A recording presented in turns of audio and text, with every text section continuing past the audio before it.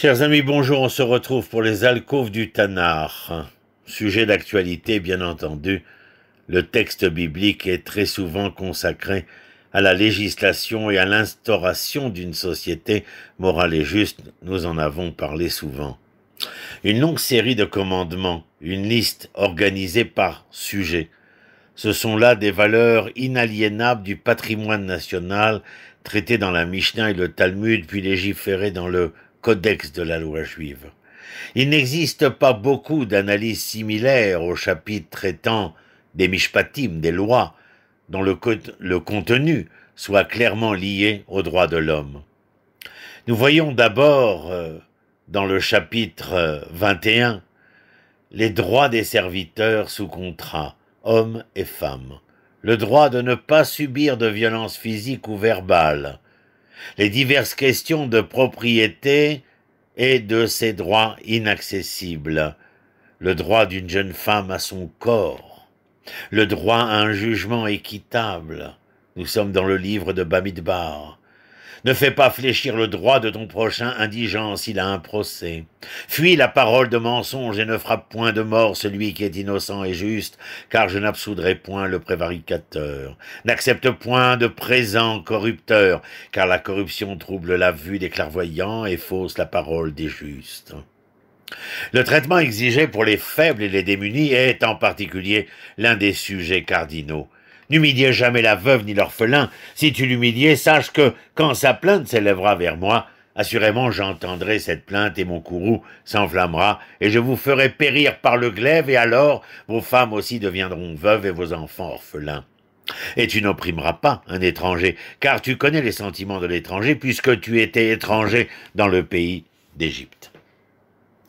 L'injonction hébraïque de l'otoné, ne maltraitez pas, se réfère donc aux mauvais traitements verbaux également, taquinerie, intimidation, mais aussi aux abus financiers, aux mensonges et aux larcins.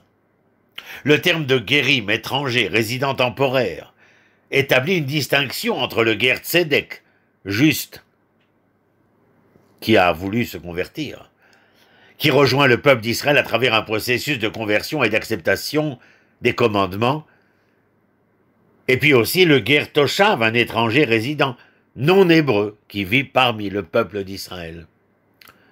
Soulignons ici un entendement significatif. Seul le langage talmudique traduit le concept de guerre comme celui d'une personne convertie au judaïsme. Dans la Bible, je viens de vous expliciter, ce n'est pas le cas. Il y a aussi le résident étranger non converti. La Bible, elle, fait référence à tout étranger au peuple d'Israël qui n'est point citoyen. Cas de figure particulièrement vulnérables socialement et légalement. Pour cette raison, la Torah insiste et sur l'ordonnance sans appel de protéger ces personnes et leurs biens. Pourquoi est-il nécessaire de nous mettre en garde contre tout abus de l'étranger ? S'interroge Rashi. Dans un propos concis, il explique la nature humaine, parce qu'ils sont impuissants et qu'il est très courant d'en abuser. Shimshon Raphaël Hirsch, sage ayant vécu en Allemagne au XIXe siècle, voyait en cela une mise en garde visant l'État en tant que corps, et il dit dans son commentaire quelque chose d'absolument essentiel. Là, il est dit l'étranger que tu ne dois pas maltraiter, l'otoné. Et ceci est principalement un avertissement pour l'État, afin de ne pas échouer en abusant de l'étranger. Il ne faut pas priver l'étranger contre le citoyen de ses droits et devoirs. Et en fait, ici, il est dit ne pas maltraiter l'otonou au pluriel. Et c'est donc un avertissement pour la société nationale, pour toutes ses parties. L'empêcher de ressentir son statut d'étranger dans ses relations civiles au sein de la société. Fin de citation. Il est dit simplement et absolument car vous étiez des étrangers. Vous étiez des étrangers en Égypte, tel était tout votre malheur là-bas. En tant que tel, selon les opinions des autres nations, vous n'aviez pas le droit d'être là, vous n'aviez aucun droit à un règlement, à un logement ou à une propriété. En conséquence, vous n'aviez aucun droit en appel contre un traitement juste ou injuste. en tant qu'étranger, vous n'aviez aucun droit en Égypte. De cela est né tout votre esclavage et votre oppression, votre esclavage et votre misère. Méfiez-vous donc, lança ainsi l'avertissement, de ne subordonner les droits de votre propre État à rien d'autre qu'à cette simple humanité portée en chaque être humain en tant que tel. Avec toute limitation de ces droits de l'homme, la porte est ouverte à l'horreur de la mauvaise gestion égyptienne des êtres humains. Or, nous devons être incomparables à cette Égypte, hégémonique. Car sinon la porte, comme je l'ai dit, resterait ouverte à toutes les tragédies et tous les drames. Le rabbin Hirsch est allé plus loin, notant le rôle central du traitement des étrangers dans une société juste. 36 fois, chaque fois, et dans tous les cas où la Torah établit la loi relative aux droits des personnes et des choses, l'étranger dans le pays est placé sous la protection spéciale de la loi.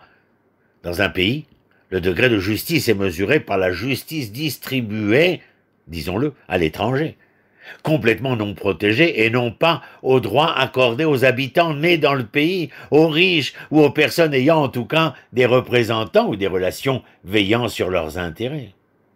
L'égalité absolue, mes amis, aux yeux de la loi, entre l'indigène et l'étranger constitue le fondement même de la juridiction juive ou hébraïque. Avraham Ibn Ezra comprend l'application du commandement, arguant qu'il est interdit de maltraiter l'étranger parce que vous étiez des étrangers en Égypte.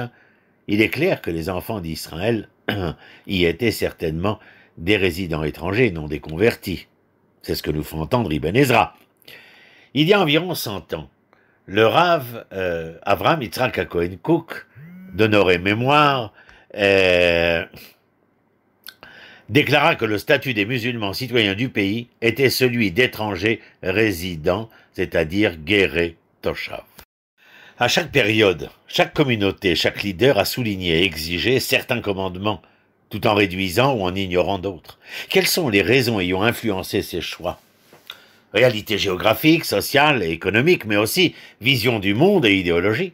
C'est également le cas présentement. De nombreux juifs préfèrent aujourd'hui faire attention à chaque détail, grand ou petit, dans le domaine des lois alimentaires, cacheroute et des commandements concernant l'impureté des menstruations féminines, nida, mais restent très laxistes concernant les lois sociétales commandées par la Torah.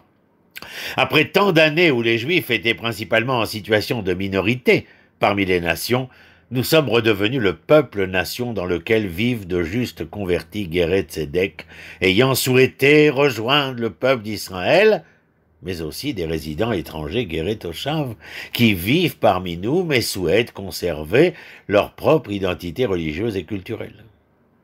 Les politiques des différents gouvernements, comme des instances rabbiniques de toute obédience, sont rarement à la hauteur des attentes humanistes du texte biblique.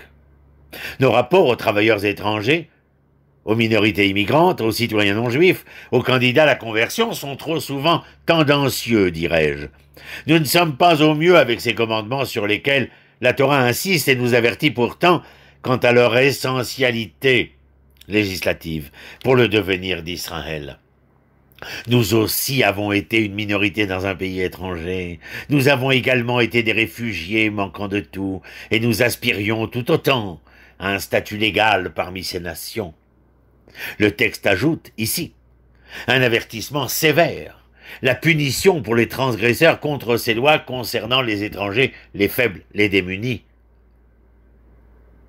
La punition sera divine. Dieu en personne, avec toute la puissance que cela implique, punira le peuple pour son racisme, sa discrimination et sa répression de l'étranger et des personnes vulnérables parmi nous.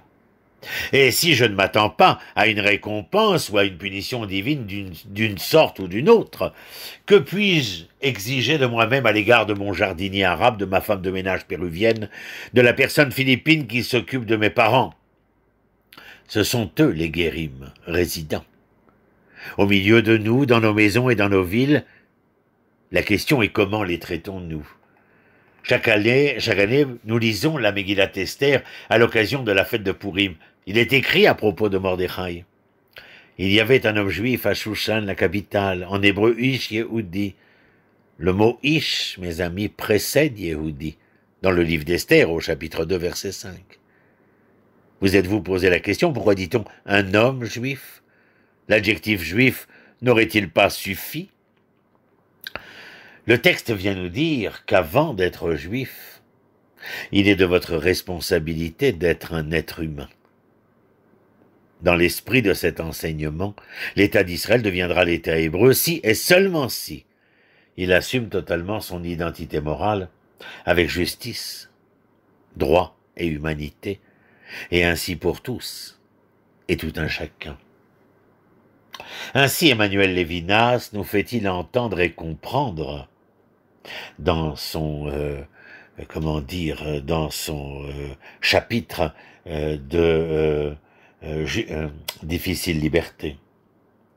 Selon lui, il faut justifier l'existence de l'État d'Israël par une raison d'être, qui s'avère être identique à celle qui incombe à l'être juif. L'être juif et l'État y sont soumis à une même exigence éthique. Il leur assigne une même tâche, poursuivre la raison d'être de l'être juif au cours des siècles, c'est-à-dire l'instauration d'une justice sociale. L'indépendance politique du peuple juif, l'avènement d'un État fournit les conditions grâce auxquelles l'idéal éthique dont l'être juif a été porteur tout au long de son histoire pourra enfin se réaliser. En ce sens, Lévinas considère la création de l'État d'Israël comme l'heure du chef-d'œuvre dans l'histoire juive moderne, comme l'occasion enfin offerte d'accomplir la loi sociale du judaïsme. Sur ce point, cet article, publié en 1951 sous le titre d'État d'Israël et religion d'Israël, est particulièrement éclairant et, pour vous rappeler, vous pouvez le trouver dans les éditions d'Albin Michel sous le nom de Difficile liberté et aussi chez Albin Michel dans les présences du judaïsme en 1994.